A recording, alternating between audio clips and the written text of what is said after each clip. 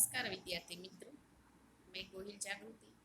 आज हम standard 9th का पाठ 8वां गुलमर्ग की खिड़की से एक रात समझेंगे। गुलमर्ग कश्मीर का एक अति सुंदर प्राकृतिक स्थान है। प्रस्तुत लेख में बड़ी आत्मीयता से लेखक ने वहाँ की प्राकृतिक शोभा और वहाँ के अपने अनुभवों के बारे में बताया है। लेखक है मोहन राकेश। जन्म सन 1925 और निधन सन 1972 में। अब हम लेखक का परिचय देखें तो मोहन राकेश का जन्म जलंधर, जो पंजाब में आया हुआ है, वहाँ हुआ था। इनके पिता व्यवसाय से वकील थे, परंतु उनकी साहित्य में बहुत रुचि थी। अतः राकेश को बचपन से ही घर में पर्याप्त साहित्यिक वातावरण प्राप्त हुआ था। इन्होंने हिंदी तथा संस्कृत में एमए तक शिक्षा प्राप्त की और तत्पश्चात पीएचडी कॉलेज जालंधर में हिंदी विभाग के अध्यक्ष के रूप में अध्यापन कार्य किया। कुछ समय तक इन्होंने सारिका कहानी पत्रिका का सफल संपादन किया और बाद में स्वतंत्र लेखन करते रहे। कहानी लेखन के साथ साथ राकेश जी ने उपन्यास और नाटक भी लिखे।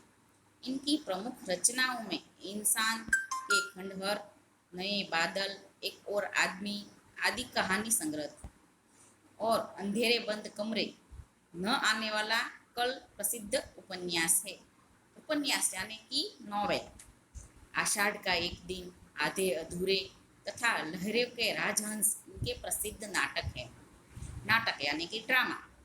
मोहन राकेश मूलतः एक सफल कहानीकार तथा नाटककार है।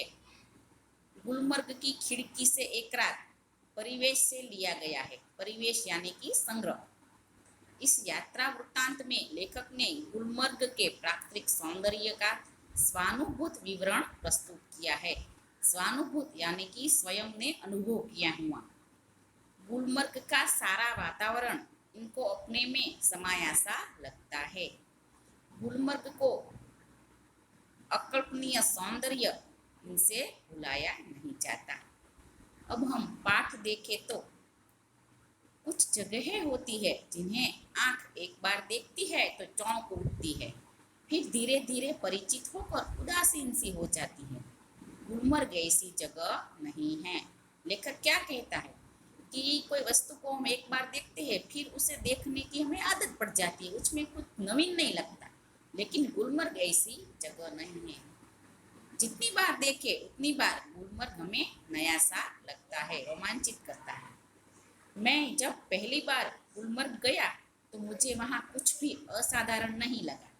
एक खुला सपाट मैदान, देवदारों के घने झुरमुट और बस झुरमुट यानी कि समूह, झुंड। तब मैं घंटे भर में सारा गुलमर्ग देख आया था।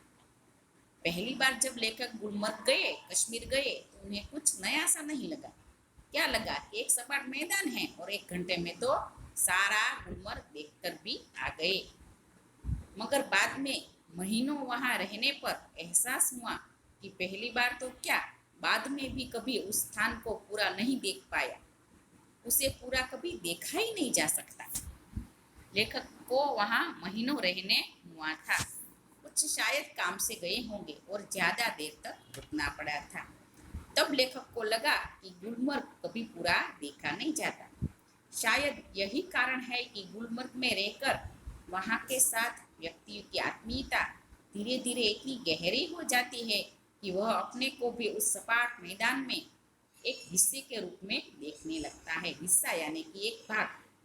कांपती तितलियां, उठते बादलों और बर्फ से चमकती पहाड़ियों की तरह।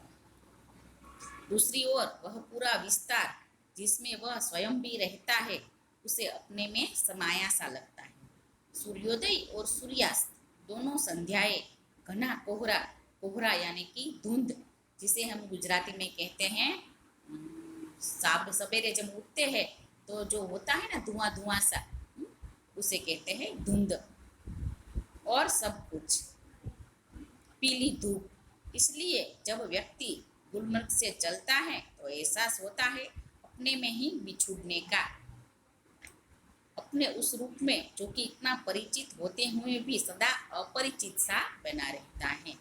तो लेखक कहता है कि जो गुलमर्ग से आता है तो उसे जैसे अपनों से बिछोड़ने का जो दुख होता है ऐसा दुख होता है। और गुलमर्ग कितनी बार देखने पर भी मानो अपरिचित सा बना रहता है। गुलमर्ग में सपने फूल बनकर उगते हैं। हरियाली के आर पार लाल लाल छतों के ऊपर आकाश में आंखें मुग्ध होकर देखती रहती है और फूलों में नए नए रंग भर जाते हैं। वातावरण में नई नई कोपलें फूट आती है। हर क्षण एक नया अनुभव, नए रोमांच की सृष्टि होती है। बादलों के पोर्टिको के नीचे लोग बाहें फैलाए घास पर बैठे हैं। दूर दूर तक सैलानियों की पंक्तियां घोड़े दौड़ाती हुई नजर आती है। रंगों के कुछ बिंदु हरियाली के पट पर जहां तहां छिटकते हैं। सहसा प्रकाश में नन्ही नन्ही पारदर्शक बूंदें पड़ने लगती है। रंगीन बिंदुओं का यह पूरा विस्तार एक बार सिहर जाना यानी सिकुड़ जाना और अपने को समेटने लगता है। हरियाली का सपना कुहासे के फूल से बदल जाता है। कुहासा यानी कि धुंध, जिसे हम गुजराती में कहते हैं धुम्मस। मैदान सुरमई आभा ओढ़ लेता है। अब चारों तरफ धुंध ही धुंध है और बेबस होकर फैली पगडंडियां, पतली पतली नरम बाहें। जब तक बादल बरसेगा बाहें फैली रहेगी, ऐसे ही कोमल, विस्तृत और निढाल होकर। लेखक ने यहाँ गुलमर्ग का बहुत सुंदर वर्णन किया है। लेखक कहते हैं कि दूर दूर तक सैलानियों यानी कि प्रवासियों की पंक्तियां घोड़े सवारी करती हुई नजर आती है। जहाँ देखो वहाँ हरियाली ही हरियाली नजर आती है। कभी कभी बारिश होती है तो कभी कभी नन्ही नन्ही पारदर्शक बूंदे पड़ती है और रंगीन बिंदु हो ऐसा लगता है। हरियाली जैसे धुंध जैसी लगती है और उस धुंध के ऊपर जो पगडंडियां है वह मानो अपनी बाहें फैलाए बादल को अपने आप में समेट लेगी। इतनी कोमल और विस्तृत और फैली हुई लगती है। तो बच्चों, हमने यह पाठ का पार्ट 1 देखा। पार्ट 2 हम अगली बार देखेंगे। आपको होमवर्क में यह जो हमने पाठ चलाया उसका ट्रांसलेशन यानी कि उसका गुजराती करके गूगल क्लासरूम में भेजना है। नमस्कार।